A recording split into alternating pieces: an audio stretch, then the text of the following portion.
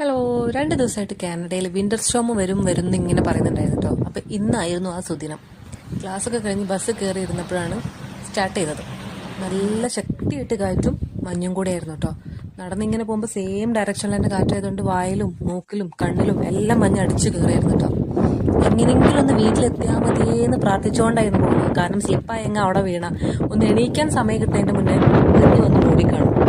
അതുകൊണ്ട് തന്നെ പ്രാർത്ഥിച്ച് പോയത്. ഇന്നാണെങ്കിൽ ഞാൻ ഒറ്റയ്ക്കുമായിരുന്നു. അങ്ങനെ വീട്ടിലെത്തിയതിന് ശേഷമുള്ള ഒരു കോലാണിത്. മഞ്ഞൊക്കെ മുഖത്ത് വീണിട്ട് തലയൊക്കെ വേദനിക്കുന്നുണ്ടായിരുന്നു കേട്ടോ നന്നായിട്ട്. ഭയങ്കര ശക്തിയായിട്ടാണ് കാറ്റ് വീശിക്കൊണ്ടിരുന്നത്. അങ്ങനെ വീട്ടിലെത്തിയപ്പോൾ പുറത്തുനിന്നുള്ളൊരു വ്യൂ ആണ് കേട്ടോ ഇത്. ഈ വീഡിയോയിൽ ബാക്ക്ഗ്രൗണ്ട് സൗണ്ട് ഞാൻ ഒഴിവാക്കിയിട്ടില്ല കേട്ടോ. കാരണം എന്താണെന്ന് വെച്ചാൽ ആ കാറ്റിൻ്റെ ഒരു ശക്തിയും പിന്നെ ഞങ്ങൾ പറയുന്നതൊക്കെ ഒന്ന് കേട്ടോട്ടെ എന്ന് വിചാരിച്ചിട്ടാണ്.